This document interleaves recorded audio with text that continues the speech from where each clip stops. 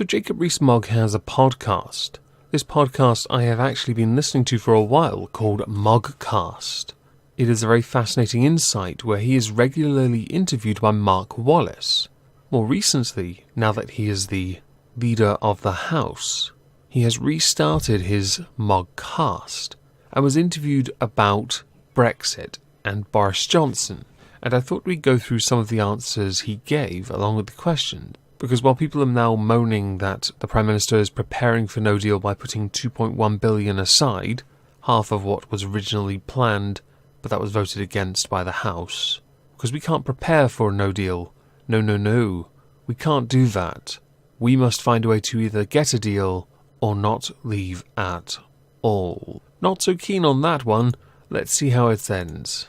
The first claim is that Boris is deeply trustworthy on Brexit, with him being quoted as saying, "Can we trust Boris?" To which my answer is yes, and personally I do. I think he is deeply trustworthy, strongly believes in what he's going to do, and recognises the political risk of not doing it.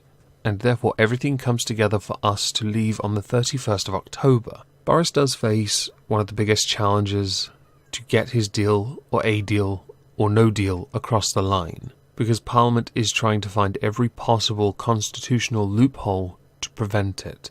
Some going so far as to simply get someone else to sign an old amendment to block no deal repeatedly, which has gotten closer and closer to passing, but I believe the Conservatives are united in accepting this cannot go through. Some, like Gina Miller, John Major, Sir John Major even, considering pursuing legal action to prevent no deal or the proroguing of Parliament. Parliament will not be prorogued. It is the most undemocratic thing one can do when they can't get something across the line, to do the most undemocratic thing possible. We can't allow that to happen. Therefore it won't, and Boris would lose, guaranteed lose, to Jeremy Corbyn when the next election is held, which is up in arms at the moment. We cannot be sure whether that will be this year or in 2022. Boris's current actions would indicate he's going to call it early, if only to beat Jeremy to the backbenches sooner. Although it is unlikely Jeremy will step down, he did after all lose the last one, and he's still there. He lost a vote of no confidence within his own party, yet he is still there. If you like, you can equate him to a parasite, or a barnacle on the hull being that of the sinking Labour Party ship. Let's call it Titanic Junior. Can we trust Boris? No. Is it entertaining, though, to watch Boris? Yes. Which is why I'm all in favour of him being Prime Minister, because of how utterly unpredictable he is. I say we can't trust him, and that Mogg is wrong, because he's a politician, and we, the lowly oiks, plebeians, peasant, have to look at them suspiciously. The next comment was with regards to the fact that Mogg had actually originally believed that Theresa May would deliver on leaving the EU by the 29th. With him being quoted as saying, "Her statements were very clear, and it turned out that she didn't mean what she said and asked for an extension. I think it is inconceivable that Boris would do the same. I just don't think that is what he wants to do." Which I don't think he does. He's the only one that refuses to rule out no deal. I believe he would, if he had to, do it. It could be considered career suicide, but as we don't know what is on the other side of this no deal, we don't truly know that is. It is possible we walk away and we're fine. The next comment was about Dominic Cummings as an advisor who was hired by Boris Johnson. Cummings is a bit rude towards those who are Brexiteer Tory MPs. Mogg being quoted as saying, "Politicians are a thick-skinned lot, and Asubri, you are not one of them. They don't worry about these sort of things. The question is, are we getting the right policy direction? And I am very, very confident that we are getting the right policy direction." Cummings is a bit brutal when it comes to Brexiteers, so perhaps him being the balance is a good idea. He is, after all, an advisor. He's going to give the other side of the coin, which one needs to have a levelled response. The next comment I want to address concerns Bercow. Here is the quote. Pause and read if you want. I'm not going to say it. Mogg does not think in this quote that the Speaker is biased against Brexiteers.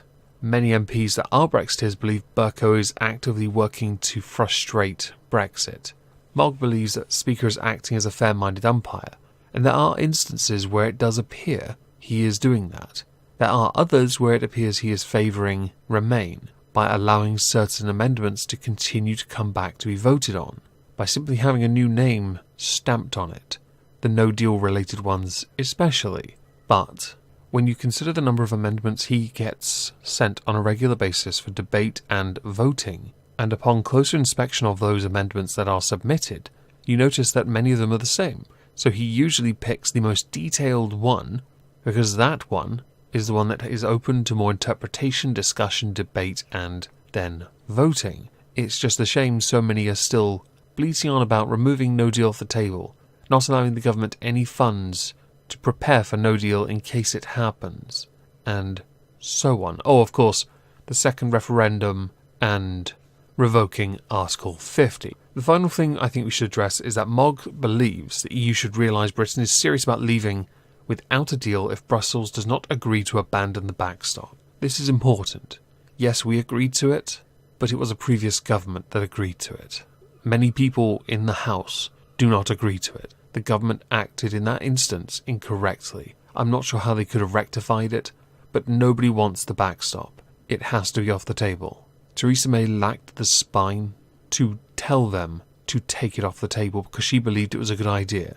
As a precaution, she was wrong. No one on this side is going to enforce a hard border. Therefore, it is down to the EU to now respect the Good Friday Agreement.